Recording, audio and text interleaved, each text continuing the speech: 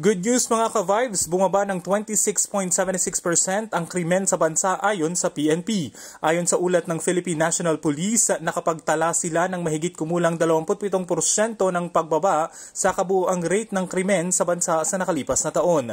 Ipinahayag ng PNP na ang datos ay dala ng patuloy na pagsusumikap ng mga otoridad, kabilang na ang mga pinaigting na operasyon laban sa mga kriminal, pati na rin ang kooperasyon ng mga mamamayan. Samantala, tiniyak ng PNP na hindi sila titigil sa kanilang mga hakbang upang mas mapabilis at mapabuti pa ang kaligtasan ng bawat isa at patuloy na magsagawa ng mga preventive measures laban sa krimen. Nagpasalamat din ang PNP sa suporta ng mga mamamayan at lokal na pamahalaan sa kanilang mga programa. Patuloy nilang hinihikayat ang bawat isa na makipagtulungan para sa mas ligtas na komunidad. DJ Joey Boy nag-uulat para sa GV Balita Express.